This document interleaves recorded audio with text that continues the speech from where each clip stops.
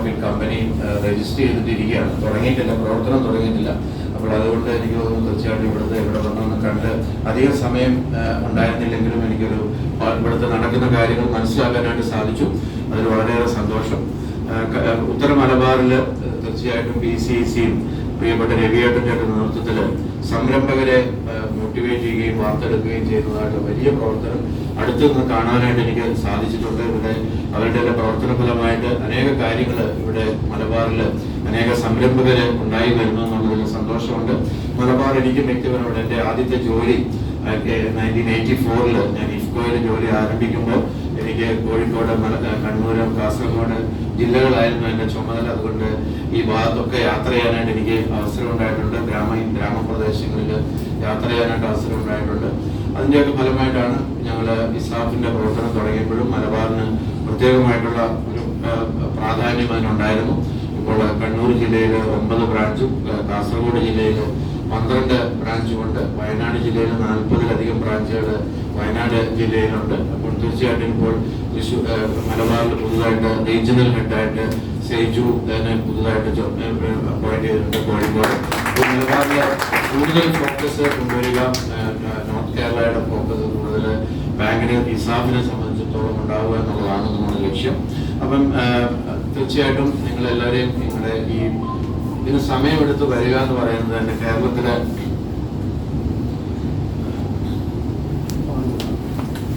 പരിപാടികൾക്ക് ഞാൻ വളരെ അപൂർവമായിട്ടാണ് നമ്മളുടെ സംരംഭകര് പഠിക്കാനായിട്ട് കാര്യങ്ങൾ പോവുക എന്ന രീതി കാണുന്നത്. അതിൽ തന്നെ ഇപ്പൊ നിങ്ങളുടെ PCC പ്രത്യേകമായിട്ട് അതിൻ്റെ കൾച്ചർ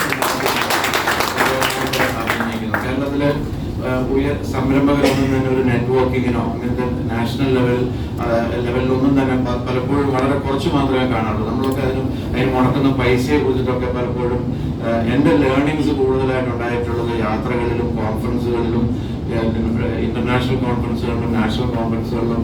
ഇപ്പോഴാണ് എനിക്ക് കുറച്ചൊന്ന് ഞാൻ മറ്റുള്ളവരെ അയക്കുകയാണ് ഞാൻ ചെയ്യുന്നത്. എനിക്ക് പോകാനുള്ള സമയക്കുറവുണ്ടായതുകൊണ്ട്. ഇപ്പൊ ഞാനൊരു എന്റർപ്രണർ ആണോ എനിക്ക് തന്നെ അറിഞ്ഞോളൂ. ഞാൻ എന്റർപ്രണർ ആണോ, സോഷ്യൽ വർക്കർ ആണോ, അങ്ങനെയൊക്കെയുള്ള എന്തായാലും ഇപ്പൊ പറഞ്ഞാല് ഞാനൊരു സോഷ്യൽ എന്റർപ്രണർ ആണ്. എന്റർപ്രണേഴ്സ് നമ്മുടെ രാജ്യത്ത് എല്ലാവർക്കും ഒരു എന്റർപ്രണറൽ മൈൻഡ് സെറ്റ് ഉണ്ടാവണം. അങ്ങനെ ഇപ്പം അത് പള്ളിയിൽ അച്ഛനാണെങ്കിലും അമ്പലത്തിൽ പൂജാരി ചെയ്യുന്ന ആളാണെങ്കിലും കമ്മ്യൂണിറ്റി റെസിഡന്റ് അസോസിയേഷൻ പ്രസിഡന്റ് ആണെങ്കിലും വാർഡ് മെമ്പർ ആണെങ്കിലും MLA ആണെങ്കിലും മന്ത്രി ആണെങ്കിലും ഒരു എന്റർപ്രണറൽ മൈൻഡ് സെറ്റ് ഉള്ള ആളുകൾ അവർ കാര്യങ്ങൾ ചെയ്യുന്നത് ഡിഫറെന്റ് ആയിട്ടായിരിക്കും. അപ്പം അത് ഈ എന്റർപ്രണറൽ കൾച്ചർ, എന്റർപ്രണറൽ മൈൻഡ് സെറ്റ് അതിപ്പോ എല്ലാം ബിസിനസ് ചെയ്യണമെന്നില്ല. നമ്മൾ വിചാരിക്കുമ്പോൾ ഇപ്പൊ എന്റർപ്രണർ എന്ന് കേൾക്കുമ്പോൾ എന്റർപ്രണർ സമം ബിസിനസ് എന്നാണ് പലപ്പോഴും, പ്രോഫിറ്റ് എന്നൊക്കെയാണ് പലപ്പോഴും നമ്മുടെ മനസ്സിൽ വരുന്നത്. So entrepreneur it's a mindset. ഒന്നുമില്ലായ്മയിൽ നിന്ന് എന്തെങ്കിലുമൊക്കെ ഇങ്ങനെ സ്വപ്നം കാണാനായിട്ട് കഴിയുന്നവർ ഉണ്ടാക്കിയെടുക്കാനായിട്ട് കഴിയുന്നത്. അത് ഏത് രംഗത്തും ആകാം. അപ്പൊ എന്നോട് പറഞ്ഞിട്ടുള്ളത് ഞാനൊരു സാമൂഹ്യ സംരംഭകനാണ്. ഞാൻ ഒരു ബിസിനസ്സായിട്ടല്ല തുടങ്ങിയത്. ഞാൻ എൻ്റെ ജോലി ചെയ്തുകൊണ്ടിരിക്കുമ്പോൾ എനിക്ക് ഞാൻ പഠിച്ചുകൊണ്ടിരുന്നപ്പോൾ തന്നെ പ്രേമരാജൻ ഞാൻ ഒന്നിച്ച് പഠിച്ചവരാണ്. അപ്പോൾ പഠിച്ചുകൊണ്ടിരുന്നപ്പോൾ തന്നെ എനിക്കൊരു സാമൂഹ്യ പ്രവർത്തനങ്ങളിൽ വളരെ താല്പര്യമായിരുന്നു. അപ്പോൾ ഞാൻ എൻ്റെ പർപ്പസിനെ കുറിച്ചൊക്കെ ഞാനൊരു സാധാരണ കോളേജിലൊക്കെ എത്തിക്കഴിയുമ്പോൾ നമ്മൾ ദൈവവിശ്വാസം എന്നൊക്കെ അകന്നു പോകുന്നവരാണ് സ്വാഭാവികമായിട്ട്. പക്ഷെ ഞാൻ കോളേജ് എത്തിയപ്പോഴാണ് ശരിക്കും ഒരു ദൈവ വിശ്വാസത്തിലേക്ക് യേശുവിനെ ഒരു റിയലായിട്ട് മനസ്സിലാക്കാനായിട്ടും ഫോളോ ചെയ്യാനായിട്ടൊക്കെ എനിക്ക് അവസരം കഴിഞ്ഞത്. അപ്പൊ അത് കഴിഞ്ഞപ്പോൾ എനിക്ക് യേശുവിനെ കുറിച്ച് കൂടുതൽ പഠിച്ചപ്പോൾ യേശുവിന്റെ ജീവിതവും പഠിപ്പിക്കലുകളൊക്കെ പഠിച്ചപ്പോൾ നമുക്ക് വേണ്ടി തന്നെ ജീവിക്കുന്നതല്ല ശരി, മറ്റുള്ളവർക്ക് വേണ്ടി കഴിയുന്നതാണ് ശരിയായിട്ടുള്ള ദൈവവിശ്വാസം. കാരണം എൻ്റെ മനസ്സിൽ ചോദ്യങ്ങളുണ്ടായിരുന്നു. എന്തുകൊണ്ടാണ് ഇവിടെ ഉള്ളവരും ഇല്ലാത്തവരും തമ്മിലുള്ളതായിട്ടുള്ള ആ ചോദ്യം ഇപ്പോഴും ഉണ്ട്. പക്ഷെ എനിക്ക് ഉത്തരം കിട്ടി. അന്ന് എനിക്ക് ഉത്തരം കിട്ടിയിട്ടുണ്ടായിരുന്നില്ല. കുറെ കഴിഞ്ഞപ്പോൾ എനിക്ക് ഉത്തരം കിട്ടി. ദൈവത്തിന് കുഴപ്പമില്ല. ഞാൻ ദൈവത്തെ ചോദ്യം ചെയ്തിരുന്നു. ദൈവം ഇതൊക്കെ സൃഷ്ടിച്ചെന്നാണ് ബൈബിളിൽ ഞങ്ങൾ വായിക്കുന്നത്. അങ്ങനെ ദൈവമാണ് എല്ലാം സൃഷ്ടിച്ചത്. പക്ഷെ എന്തുകൊണ്ട് അങ്ങനെ കുറെ ആളുകൾക്ക് സമ്പത്തുള്ളവരും കുറെ ആൾക്കാർ കഷ്ടപ്പെടുന്നവരും? കാരണം എൻ്റെ ഹൈസ്കൂൾ വിദ്യാഭ്യാസത്തിന് ഒരു 10 കിലോമീറ്റർ അപ്പ് ആൻഡ് ഡൗൺ നടക്കണമായിരുന്നു. അപ്പൊ നടക്കുന്ന വഴിയിലൊക്കെ പാലക്കാട് നടക്കുന്ന വഴിയിലൊക്കെ ഞാനും രവിയേട്ടനും പാലക്കാടുകാരാണ്. അങ്ങനെ ഒരു സമയം കൂടെ ഉണ്ട്. അപ്പം ഞാൻ കണ്ട കാഴ്ചകളാണ് എന്നെ ചോദ്യത്തിലോട്ട് നയിച്ചത്. അപ്പം എനിക്ക് ഉത്തരം കിട്ടി. ദൈവം ഇവിടെ ഭൂമിയിൽ മനുഷ്യന് വേണ്ടതെല്ലാം ഉണ്ടാക്കിയിട്ടുണ്ട്. നമ്മൾ ഇവിടെ കുഴപ്പമാണ്, അത് എല്ലാവർക്കും തുല്യമായിട്ട് കിട്ടുന്നില്ലെങ്കിൽ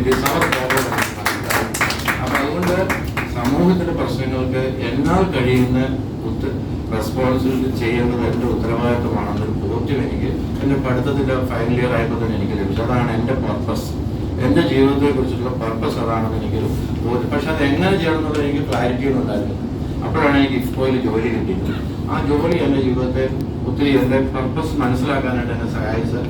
അല്ലെങ്കിൽ ഞാനൊരു വെറും ചാരിറ്റി ചെയ്യുന്ന ഒരാളായിട്ട് കിട്ടുന്ന എന്തെങ്കിലുമൊക്കെ ചെയ്ത് മാറിയത്. പക്ഷേ ഇഫ്കോയിൽ എൻ്റെ ജോലി 50% സമയം ഗ്രാമവികസന പ്രവർത്തനങ്ങൾക്കും 50% ബിസിനസ് ചെയ്യണം.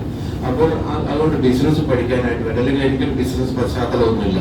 ഞാനൊരു കർഷക കുടുംബത്തിൽ നിന്ന് വരുന്നതാണ്. അപ്പം കർഷകരാണ് ഏറ്റവും കൂടുതൽ റിസ്ക് എടുക്കുന്നതാണ് ഇപ്പം തിരിഞ്ഞു നോക്കുമ്പോൾ എനിക്ക് മനസ്സിലാകുന്നത്. കാരണം എനിക്കറിയാം ഏപ്രിൽ മാസത്തിൽ വിഷു കഴിഞ്ഞാൽ മഴ പെയ്താലും പെയ്തില്ലെങ്കിലും എൻ്റെ വല്യപ്പനും ഞങ്ങളുടെ അടുത്തുള്ള ആൾക്കാരും കൂടി അവർ വേക്കാൻ തീരുമാനിക്കും.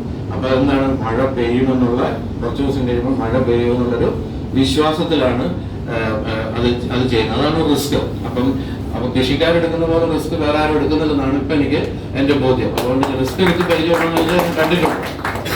അപ്പം ഇഫ്കോ എന്നെ ബിസിനസ് പ്ലാൻ ചെയ്യാനായിട്ടും എക്സിക്യൂട്ട് ചെയ്യാനായിട്ടും മാർക്കറ്റിംഗ് ജോബായിരുന്നു. അപ്പൊ അതിലെല്ലാ കാര്യങ്ങളും പഠിച്ചു. ഇഫ്കോയിലെ ഒരു 2-3 ഡിസ്ട്രിക്റ്റിൽ ഒരാളേ ഉള്ളൂ. അപ്പം പൊളിറ്റിക്കൽ എൻ്റെ കൂടെ ഇപ്പം മൈക്രോ ഫിനാൻസ് ഒക്കെ ചെയ്യുന്നവരൊക്കെ പലപ്പോഴും അതിന്റെ ലീഡേഴ്സൊക്കെ എന്നോട് ചോദിക്കാറുണ്ട്, എങ്ങനെയാണ് പൊളിറ്റിക്കൽ ലീഡേഴ്സൊക്കെ ആയിട്ട്. കാരണം ഇസാഫിന്റെ എല്ലാ പരിപാടിയിലും ഏതെങ്കിലും പൊളിറ്റിക്കൽ ലീഡറൊക്കെ ഉണ്ടാവും.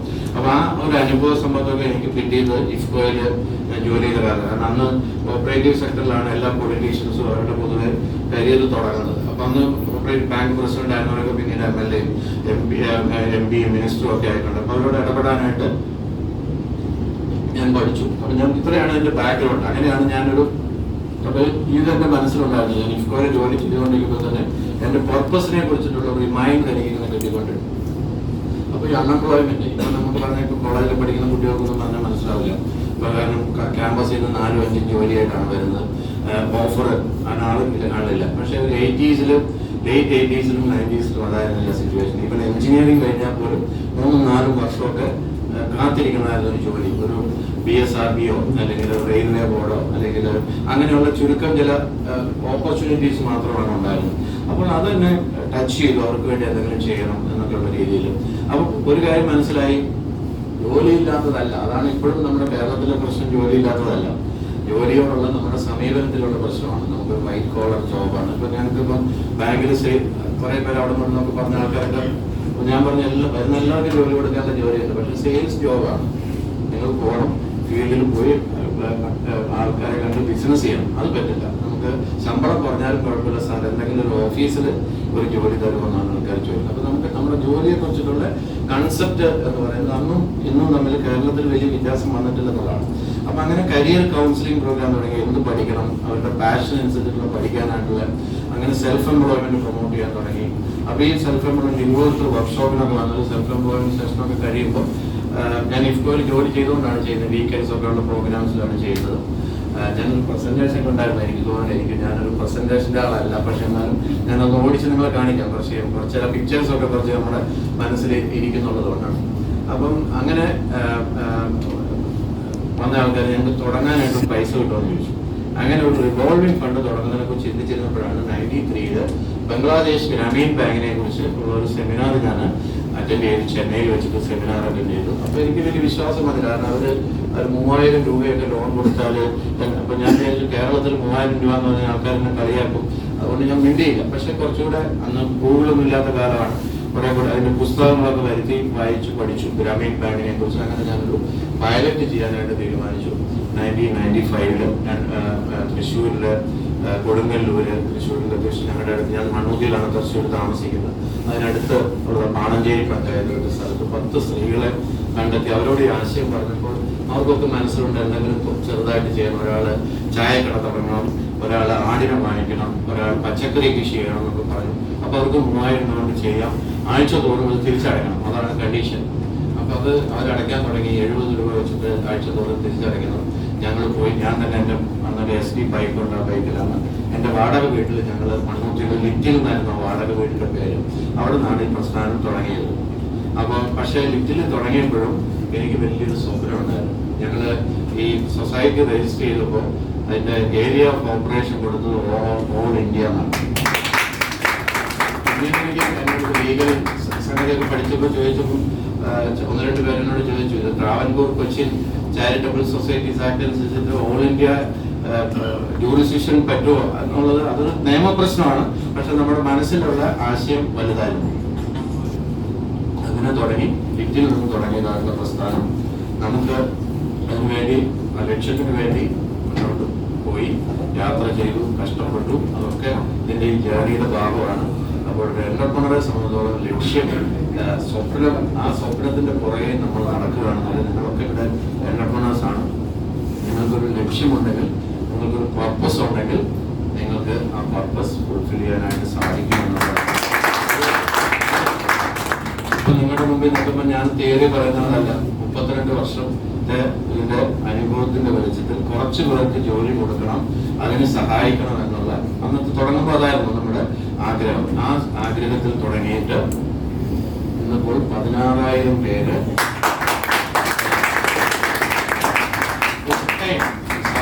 വിവിധ സ്ഥാപനങ്ങളിലായിട്ട് ഫുൾ ടൈം ജോലി ചെയ്യുന്നുണ്ട്. 70 ലക്ഷം സാധാരണക്കാരായിട്ടുള്ള കുടുംബങ്ങൾക്ക് ഞങ്ങൾ സാമ്പത്തിക സേവനം കൊടുത്ത് അതിലൊരു 20 ലക്ഷം, മുഴുവൻ പറയുന്നത് 20 ലക്ഷം ആളുകൾ മൈക്രോ സംരംഭകരാണ്. ഞാൻ ഈ മൈക്രോ സംരംഭകർ എൻ്റെ വലിയ സംരംഭകരല്ല രാജ്യത്ത് വലിയ മാറ്റങ്ങൾ ഉണ്ടാക്കും. ചെറിയ ചെറിയ സംരംഭങ്ങൾ, ചെറിയ ചെറിയ സംരംഭങ്ങൾ ഞാൻ പറയുമ്പോൾ നിങ്ങൾ വന്നാൽ ഞങ്ങളൊരു വെബ്സൈറ്റിൽ, നിങ്ങളുടെ ഇസ്ലാം ബാങ്കിന്റെ വെബ്സൈറ്റിൽ നിങ്ങൾ പോയി കഴിഞ്ഞാൽ അതിൽ ജോയ്ഫുൾ സ്റ്റോറീസ് ഓഫ് ട്രാൻസ്ഫോർമേഷൻ പറഞ്ഞിട്ട് ഈ ചെറിയ വായ്പ എടുത്ത് ചെറിയ ചെറിയ സംരംഭങ്ങൾ തുടങ്ങി അവരുടെ ജീവിതത്തിൽ അവർ മറ്റുള്ളവർക്ക് തൊഴിൽ കൊടുക്കുന്ന അനുഭവങ്ങളൊക്കെ നിങ്ങൾക്ക് കാണാനായിട്ട് സാധിക്കും. പിന്നെ കാര്യം ഞാൻ കാണിച്ചു തരാം. ഇന്നിപ്പോൾ 32 വർഷം, മാർച്ചിൽ വേണം 32 വർഷം പൂർത്തിയാകും.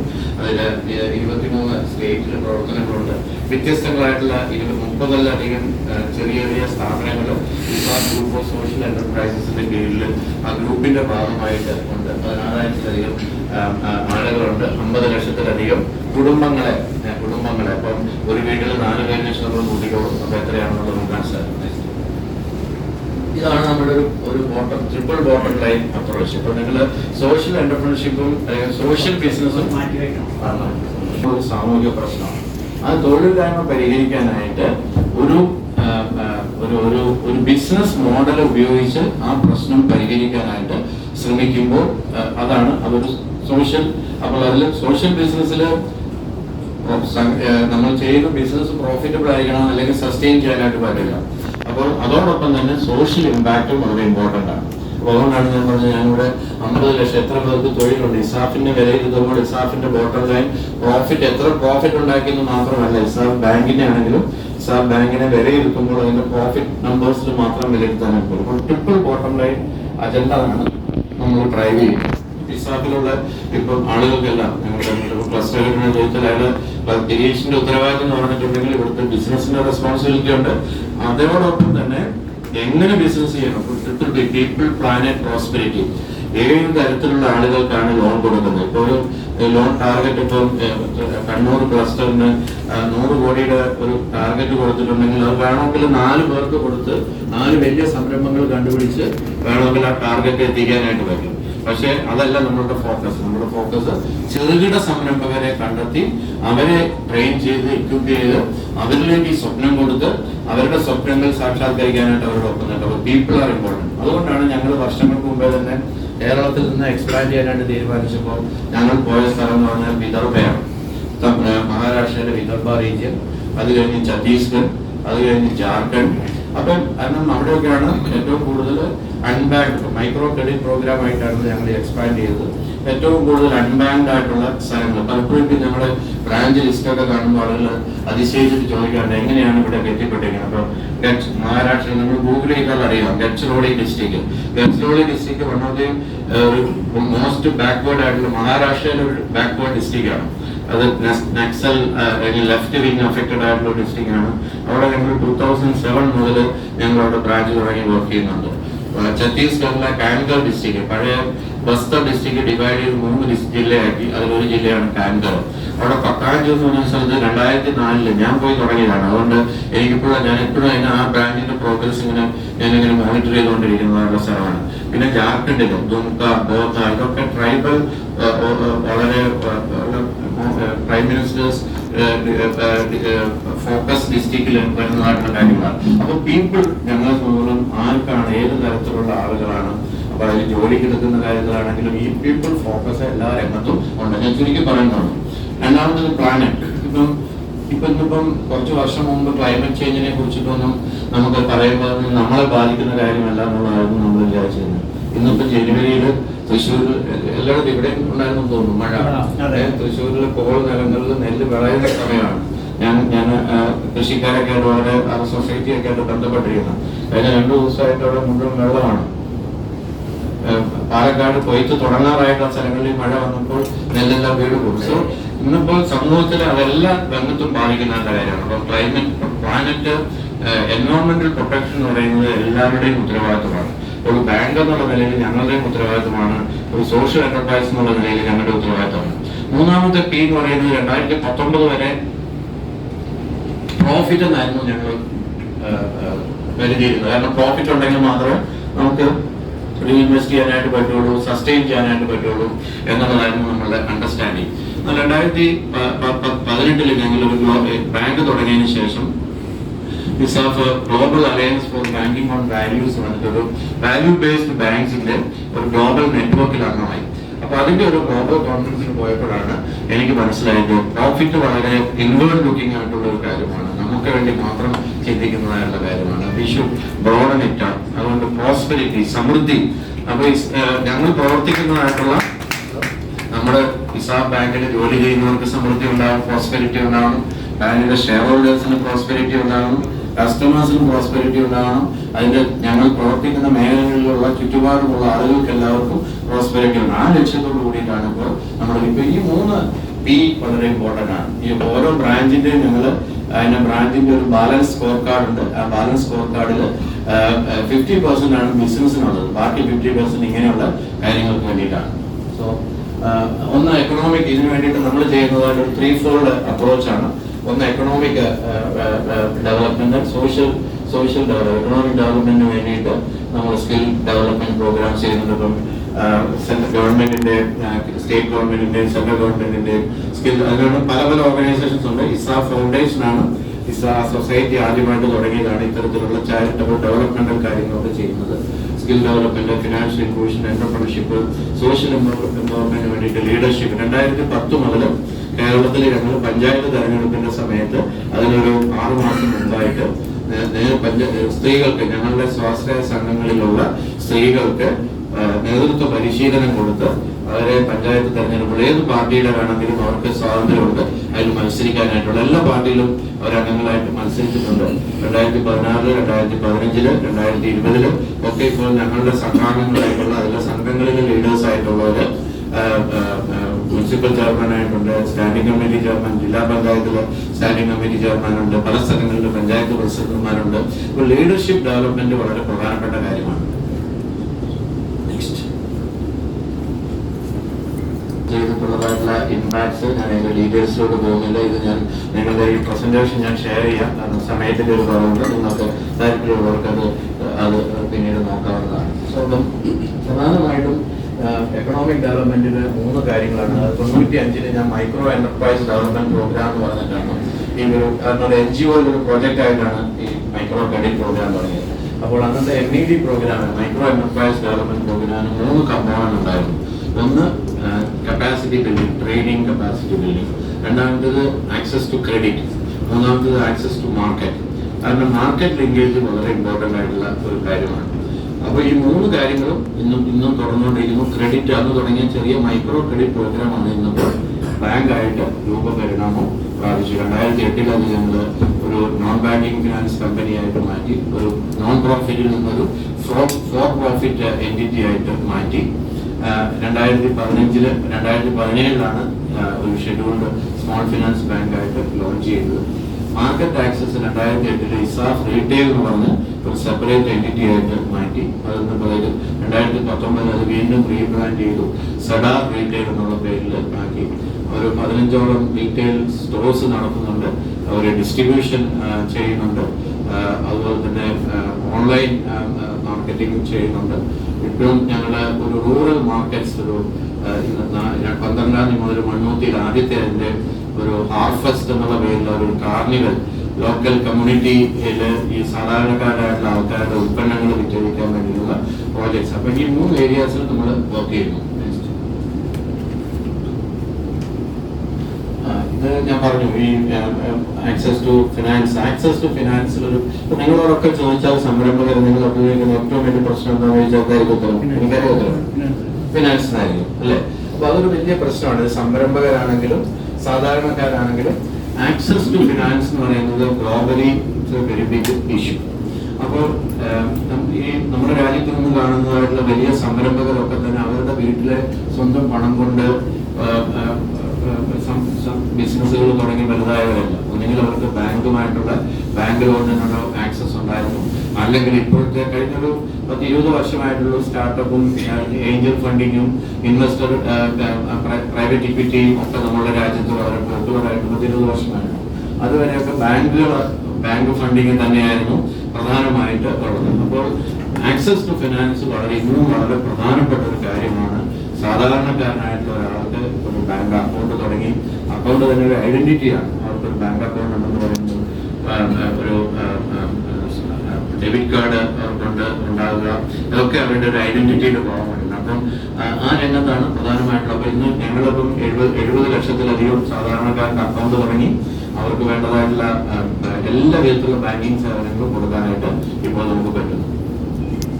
1997 ഞാൻ പ്രൊഫസർ മുഹമ്മദ് യൂനസിനെ ആദ്യമായിട്ട് ധാക്കയിൽ വെച്ച് കാണുന്നത്. അദ്ദേഹം അവിടെ നിന്നാണ് എൻ്റെ യാത്രയുടെ ഒരു വലിയ മറ്റൊരു വഴിത്തിരിവായിരുന്നു. പ്രൊഫസർ യൂനസുമായിട്ട് കാണാതെയാണ് അദ്ദേഹത്തിന്റെ ഗ്രാമീൺ ബാങ്ക് മോഡൽ ഞാൻ 95 മുതൽ ഇവിടെ പരീക്ഷണം നടത്തിയത്. പിന്നെ ഞാൻ ബംഗ്ലാദേശിൽ പോയി 2 ആഴ്ച ഇവിടെ താമസിച്ചു. അവരെനിക്കൊരു സീഡ് ക്യാപിറ്റൽ ലോൺ തന്നു, $40,000. അതാണ് 15 ലക്ഷം രൂപ ഉണ്ടായിരുന്നു 99 എനിക്ക് കിട്ടുമ്പോൾ. ആ 15 ലക്ഷം രൂപയാണ് ഇന്നിപ്പോൾ അത് വളർന്ന ആ സീഡ് ക്യാപിറ്റലാണ്. ഏകദേശം അതിന്റെ നെറ്റ്വർത്ത് വലുതായി 1500 കോടിയിൽ അധികമായിട്ട്. ഞാൻ 2018 പ്രൊഫസർ യൂനസിനെ കേരളത്തില് അദ്ദേഹം തൃശ്ശൂർ വിസിറ്റ് ചെയ്തു. തൃശ്ശൂരിൽ വന്നു. ഞാൻ അദ്ദേഹത്തോട് പറഞ്ഞു, എനിക്ക് തന്ന 15 ലക്ഷം രൂപ ഇത്ര തവണയാണ്, ഇത്ര ആളുകൾക്ക് ഞങ്ങൾ വായ്പ കൊടുത്തു. അദ്ദേഹത്തിന് വളരെ ഒരു ഗുരുദക്ഷിണയായിട്ട് അദ്ദേഹത്തിന് കൊടുക്കാനായിട്ട് എനിക്ക് സാധിച്ചു. അത് വലിയൊരു നേട്ടമായിട്ട് ഞാൻ കരുതുകയാണ്. Okay, next. ഇപ്പൊ ഞാൻ പറഞ്ഞല്ലോ, ഇപ്പൊ ഇസാഫിന്റെ ജേണിയാണ്. ഒരു 92 മുതൽ 92 ഒരു NGO ആയിട്ട് തുടങ്ങി, 2007 ഒരു NBFC ആയി, 2017 ബാങ്കായി. അങ്ങനെയുള്ള കാര്യമില്ല.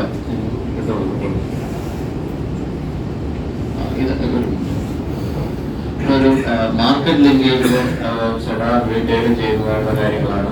ഓരോ സ്റ്റോറിലും മഹിളോദയ എന്ന് പറഞ്ഞിട്ടൊരു പ്രത്യേകമായിട്ടുള്ള ഒരു ഡിവിഷനുണ്ട് സ്ത്രീകളുടെ ലോക്കൽ പ്രോഡക്ട്സ് വിപണനം ചെയ്യാനായിട്ട്.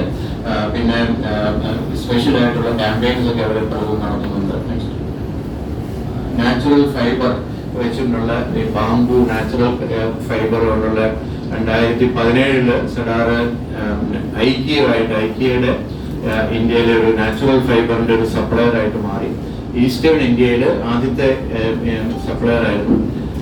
അതിനുള്ള പ്രോഡക്ട്സ് ഈ തരത്തിലുള്ള നമ്മുടെ നാട്ടിൽ കാണുന്ന പുളവാഴയുടെ മാറ്റാണ് അത് കാണുന്നത്. ഈ സോറേ മാറ്റ് അതുകൊണ്ടുള്ള പല പ്രോഡക്ട്സ്, അങ്ങനെ അത് ബാംബുവിന്റെ പ്രോഡക്ട്സ്, ഇതുപോലുള്ള പല പ്രോഡക്റ്റ് ട്രൈബൽ ആൾക്കാർക്ക് ഏകദേശം 800ഓളം പേർക്ക് അവിടെ തൊഴിൽ പരിശീലനം കൊടുത്ത് അവർക്ക് ജോലി കൊടുക്കുകയും അവർക്ക് ഐക്യയുടെ ഇതിൽ നമുക്ക് മിനിമം വേജസും അത്തരത്തിലുള്ള കംപ്ലയൻസും വളരെ പ്രധാനപ്പെട്ട കാര്യമാണ്. അപ്പൊ അതുകൊണ്ട് അവർക്ക് റീലായിട്ട് അന്നവിടെ ഞാൻ ഓർക്കുന്നു, ചീഫ് മിനിസ്റ്റർ ഈ പ്രോജക്ട് ഉദ്ഘാടനം ചെയ്യാനായിട്ട് വന്നപ്പോൾ അദ്ദേഹം ചോദിച്ചു, ഇവരെന്ത് ചെയ്യും പൈസ ഉണ്ട്? കാരണം വില്ലേജിൽ 8,000 രൂപ എന്ന് പറഞ്ഞാൽ ഭയങ്കര പൈസയാണ്. അപ്പോൾ നമുക്ക് തോന്നും ചെറുതാണെന്ന്. അപ്പോൾ അവർക്ക് ബാങ്ക് അക്കൗണ്ട് തുടങ്ങി കൊടുത്തു, അവർക്ക് സേവിങ്സ് അവിടെ ആരംഭിച്ചു. അവർ ഓലപ്പരകൾ മാറ്റി ഒരു സ്ഥലത്ത് ചെന്നാൽ ഒരു സാമ്പത്തിക വളർച്ചയുടെ ഒരു കമ്മ്യൂണിറ്റിയുടെ ഒരു സ്ഥലത്ത് ചെന്നാലും പെട്ടെന്ന് അവിടെ ഫിനാൻഷ്യൽ സ്ട്രെസ് ഉണ്ടോ എന്ന് അറിയാനായിട്ട് അവരുടെ വീടുകൾ നോക്കിയാൽ മതി എന്നുള്ളതാണ്. അപ്പൊ അതുകൊണ്ട് വലിയ പ്രശ്നമുണ്ട്. കേരളത്തിൽ അതൊരു അപവാദമാണ്. മറ്റു സ്ഥലങ്ങളിലാണ്, കാരണം കേരളത്തില് വീട് കണ്ടിട്ട് നമുക്ക് സാമ്പത്തിക സ്ഥിതി മറ്റു സ്ഥലങ്ങളിലൊക്കെ പറ്റും, പക്ഷെ കേരളത്തില് പറ്റില്ല. ആ മോഡൽ തെറ്റാണ് കാണിച്ചിരിക്കുന്നത്. പിന്നെ ഇപ്പം ഹാൻഡ്ലൂം വേണ്ടിയിട്ട് കൈത്തറിക്ക് ഒരു കൈത്താങ്ങെന്നൊരു പ്രോജക്റ്റ്, 1-2 ക്ലസ്റ്റർ ഡെവലപ്മെന്റ് പ്രോഗ്രാംസ് അവരുടെ നേതൃത്വത്തിൽ പാലക്കാടും കുത്താമ്പുള്ളിയിലും കണ്ണൂരിലെ ചില ഹാൻഡ്ലൂം സൊസൈറ്റികളുമായിട്ടും നമ്മൾ പ്രവർത്തിക്കുന്നുണ്ട്. പിന്നീട് സോളാർ ഒരു പ്രോഗ്രാമാണ്, പവർ ഗ്രാം എന്ന് പറഞ്ഞിട്ട് റൂഫ് സോളാർ പ്രോജക്റ്റാണ്. റീമ എന്ന് പറഞ്ഞിട്ട് 2007 തുടങ്ങിയതായിട്ടുള്ള ഒരു ഡയറി പ്രോജക്റ്റാണ്. അത് ഡയറി പ്രൊഡ്യൂസർ കമ്പനി അവരുടെ പാലുൽപാദനം അതിൻ്റെ ഒരു പ്രോസസ്സ് ചെയ്യുന്നതിന് വേണ്ടിയിട്ട് ആലുവയിൽ റീമ ഡയറി പ്രോഡക്ട്സ് എന്ന് പറഞ്ഞിട്ട് ഒരു പ്രൊഡ്യൂസർ ഒരു പ്രോസസ്സിംഗ് കമ്പനി ചെയ്യുന്നുണ്ട്. അവർ റീമ എന്നുള്ള ബ്രാൻഡിൽ പ്രൊജക്റ്റ് പ്രോഡക്ട്സ് വിതരണം ചെയ്യുന്നുണ്ട്.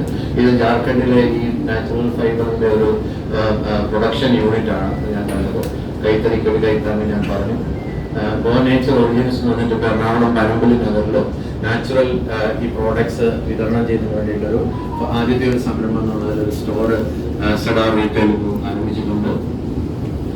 ഗ്രോസോ ഒരു ഫുഡ് ബ്രാൻഡാണ്. സെഡാർ റീറ്റെയിലിന്റെ ഒരു കോമൺ ഫെസിലിറ്റി സെന്ററിൽ ആൾക്കാർ ഉണ്ടാക്കുന്നതിൽ നാടൻ ഇപ്പം നമ്മളിവിടെ കിട്ടിയ കിണ്ണത്തപ്പവും ഇതൊക്കെ നമുക്ക് അതുപോലുള്ള പ്രോഡക്ട്സ് നാടൻ ഉൽപ്പന്നങ്ങൾ ബ്രാൻഡ് ചെയ്ത് ആളുകൾക്ക് കൊടുക്കുക എന്നുള്ള ഉദ്ദേശത്തോടു കൂടിയിട്ടാണ് ഈ പ്രോഡക്റ്റ് ആരംഭിച്ചിട്ടുള്ളത്. സ്കില്ലിംഗ് വളരെ തുടക്കം മുതൽ ഞങ്ങൾ എടുത്തിരുന്ന ഒരു പ്രധാനപ്പെട്ട കാര്യമാണ്. സ്കിൽ ഡെവലപ്മെന്റും എന്റർപ്രണർഷിപ്പ് ഡെവലപ്മെന്റും സ്കിൽ ഡെവലപ്മെന്റ് പ്രോഗ്രാംസ് കാര്യമായിട്ട് ചെയ്യുന്നുണ്ട്. പിന്നെ വിമൻ എന്റർപ്രണേഴ്സിനെ ഡെവലപ്പ് ചെയ്യുന്നതിന് വേണ്ടിയിട്ടൊരു വിമൻ എന്റർപ്രണർഷിപ്പ് ഡെവലപ്മെന്റ് പ്രോഗ്രാം ചെയ്യുന്നുണ്ട്. പിന്നെ ഡെഡിക്കേറ്റഡ് ആയിട്ടുള്ള ചില സോഷ്യൽ എന്റർപ്രണർഷിപ്പ് പ്രോഗ്രാം നമ്മൾ ചെയ്യുന്നുണ്ട്. ഇതെല്ലാം സ്കിൽ ട്രെയിനിങ്ങിന്റെ ഡിഫറെന്റ് ആയിട്ടുള്ള വില്ലേജ് ലെവൽ എന്റർപ്രണേഴ്സിനെ അതിൽ ഇപ്പോൾ പശുമിത്ര ഞങ്ങൾ NDDBയുടെ ട്രെയിനിങ് സെന്ററിൽ 100 പേരെ ട്രെയിൻ ചെയ്ത് അവർക്ക് ആർട്ടിഫിഷ്യൽ ഇൻസെമിനേഷൻ കിറ്റും ഒക്കെ കൊടുത്ത് അവരെ വില്ലേജിലോട്ട്. അപ്പോൾ അതൊരു തൊഴിലാണ്, അവർക്കൊരു വരുമാനം കിട്ടും. അതോടൊപ്പം തന്നെ ഇവരെ കമ്മ്യൂണിറ്റിയിൽ മറ്റുള്ളവർക്ക് തൊഴിൽ കൊടുക്കാനും ഗ്രാമീണ മേഖലയിൽ പശു വളർത്തുന്നതായിട്ടുള്ള ആളുകൾ പാലുൽപാദകർക്ക് സഹായിക്കാനായിട്ട് പറ്റും. അതുപോലെ തന്നെയാണ് കൃഷക് മിത്ര കാർഷിക രംഗത്തുള്ള വില്ലേജ് ലെവൽ എന്റർപ്രണറാണ്. അവരെ ട്രെയിൻ ചെയ്ത് ഇത് കേരളത്തിൽ ഇതിന് വലിയ പ്രസക്തിയിലേക്ക് കൂടുതലും ചെയ്യുന്നുള്ളത് തമിഴ്നാട്ടിലും കർണാടകയിലും മഹാരാഷ്ട്രയിലും ഒക്കെയാണ് ഈ 2 പ്രോഗ്രാംസ് കൂടുതലായിട്ട് ചെയ്യുന്നത്. പിന്നീട് ഊർജ്ജബന്ധു കൂടുതൽ ഇതുണ്ട്. അതും എന്റർപ്രണേഴ്സിനെ ട്രെയിൻ ചെയ്ത് സോളാർ എന്റർപ്രണേഴ്സ് ആയിട്ട് ഇപ്പോൾ ഇലക്ട്രീഷ്യനും സാധാരണ ഇലക്ട്രീഷ്യനും ഒക്കെ ആയിട്ടുള്ള ആൾക്കാരെ നമ്മൾ ട്രെയിൻ ചെയ്ത് അവര് സോളാർ റൂഫ് സോളാറൊക്കെ ഇൻസ്റ്റാൾ ചെയ്യാനായിട്ടുള്ള അവർക്കൊരു നല്ല വരുമാന മാർഗം ഉണ്ടാക്കാനായിട്ടുള്ള. അതോടൊപ്പം തന്നെ ഇപ്പൊ നമ്മളെന്താണ് നമ്മളിതിലൂടെ കൂടുതൽ സോളാർ എന്റർപ്രണേഴ്സ് ഉണ്ടാകുമ്പോൾ ഊർജ്ജ ബന്ധൂസ് കൂടുതൽ ഉണ്ടാകുമ്പോൾ നമ്മളുടെ എൻവയോൺമെന്റൽ ടാർഗറ്റ്സ് കാർബൺ എമിഷൻ കുറയ്ക്കാനായിട്ടുള്ള ടാർഗറ്റ് നമുക്ക് അച്ചീവ് ചെയ്യാനായിട്ട് സാധിക്കും. പിന്നീട് ഇത് ഡിഫറെന്റ് ഫാം സെക്ടർ ഇനീഷ്യേറ്റീവ്സ് ആണ്. അതായത് FPOs 128 ഫാമർ പ്രൊഡ്യൂസർ ഓർഗനൈസേഷൻസ് നമ്മൾ പ്രൊമോട്ട് ചെയ്തിട്ടുണ്ട്. ഇവിടെ തലശ്ശേരിയിൽ ഒരു FPC ഉണ്ട്, കാഞ്ഞങ്ങാട് ഒരു FPC ഇസാഫ് കേന്ദ്ര ഗവൺമെന്റിന്റെ പ്രോജക്റ്റ് ആണ്. 10,000 FPO എന്നുള്ള ഒരു പ്രോജക്റ്റിൽ അതിന്റെ 2014 മുതൽ ഇസാഫ് ഫൗണ്ടേഷൻ അതിന്റെ CBBO ആയിട്ട് വർക്ക് ചെയ്യുന്നുണ്ട്. ഇത് ഹെൽത്ത് ആരോഗ്യ മിത്ര എന്ന് പറഞ്ഞിട്ട് ഹെൽത്ത് എന്റർപ്രണർ നമുക്കുണ്ട്. ഇതെല്ലാം സോഷ്യൽ എന്റർപ്രണർഷിപ്പ് മോഡൽസ് ആണ് ഞാൻ പറഞ്ഞത്. ഇപ്പോൾ ആരോഗ്യ മിത്ര വീടുകളിൽ പോയി അവര് ഒരു BP അപ്പാരറ്റസ് കൊടുക്കും, ബേസിക് ആയിട്ടുള്ള ട്രെയിനിങ് കൊടുത്തിട്ടുണ്ട്. പ്രഷർ നോക്കും, ബ്ലഡ് ഷുഗർ നോക്കും. അതോടൊപ്പം തന്നെ ന്യൂട്രസ്യൂട്ടിക്കൽസ് സെയിൽ ചെയ്യാനായിട്ട് അവർക്ക് പറ്റും. പിന്നെ റെഫറൽ ചെയ്യാനായിട്ട് വരും. അതൊന്ന് ഡെവലപ്പ് ചെയ്ത് വരുന്നതേ ഉള്ളൂ. അവരെ അതാണ് അടുത്തത്. ഇതെല്ലാം ഡിഫറെന്റ് ഹെൽത്ത് ഇനീഷ്യേറ്റീവ്സ്. ഒരു ഹോസ്പിറ്റൽ നമ്മൾ നടത്തുന്നുണ്ട് പാലക്കാട് തച്ചമ്പാറ എന്ന് പറഞ്ഞ സ്ഥലത്ത്. ഒരു ഹോസ്പിറ്റലും ഒരു നഴ്സിംഗ് സ്കൂളും ഉണ്ട്. പിന്നെ കുട്ടികളുടെ ഇടയിലുള്ള പ്രോഗ്രാം ബാലജ്യോതി എന്ന് പറഞ്ഞിട്ടൊരു ചിൽഡ്രൻ ക്ലബ്ബുകൾ ഞങ്ങളുടെ സംഘാംഗങ്ങളല്ല സ്ത്രീകളുടെ അവരുടെ മക്കൾക്ക് വേണ്ടിയിട്ട് തുടങ്ങിയതാണ്. ഇപ്പോൾ ഒരു വലിയ നാഷണൽ വൈഡ് പ്രോഗ്രാമായിട്ട് ഒരു ഏതാനും വർഷങ്ങൾക്കുള്ളിൽ ഇന്ത്യയിലെ ഇസാഫ് ബാലജ്യോതി എന്ന് പറയുന്നത് ഇന്ത്യയിലെ കുട്ടികളുടെ ഏറ്റവും വലിയൊരു ടോപ്പായിട്ട് ഒരു നെറ്റ്വർക്കായിട്ട് മാറും. അതുപോലെ വിദ്യാഭ്യാസ സ്ഥാപനങ്ങൾ ജാർഖണ്ഡിലാണ് രണ്ട് ഹൈസ്കൂളും ഏകദേശം 20 കമ്മ്യൂണിറ്റി സ്കൂളും നടത്തുന്നുണ്ട്.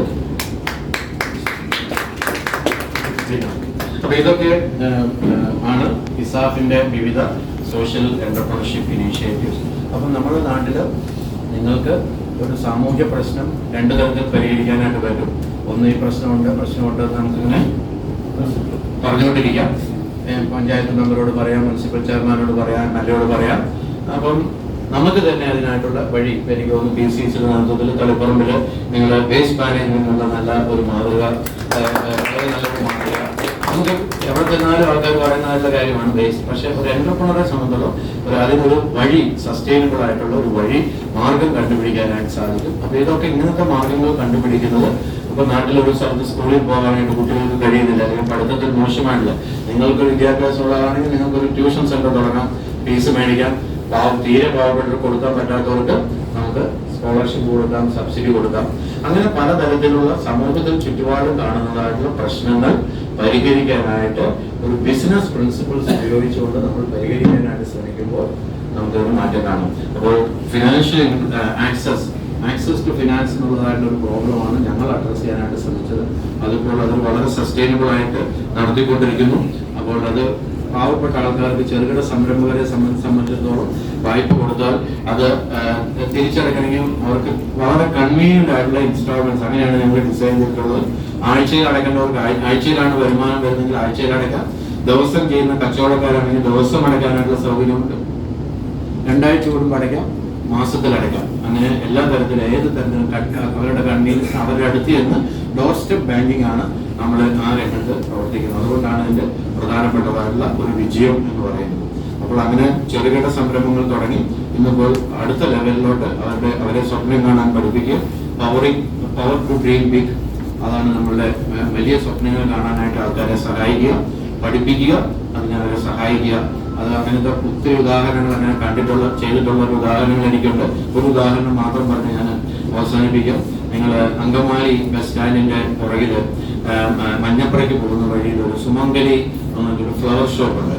അത് നടത്തുന്ന ആസാംകാരനായിട്ട് ഒരു പയ്യനാണ്, കൊബിജൂൾ ഹക്ക് എന്ന് പറഞ്ഞിട്ടുണ്ട്. കൊബിജൂളിന്റെ ഫിലിം ഉണ്ടെങ്കിൽ ഒന്ന് കാണിക്കാം. ഞാൻ ശരിക്കും പറയാം. കൊബിജൂൾ 15ാമത്തെ വയസ്സിൽ ആസാമിൽ നിന്ന് നാട് വിട്ട് ആദ്യം ബാംഗ്ലൂരിൽ വന്നു, പിന്നെ കേരളത്തിൽ വന്ന്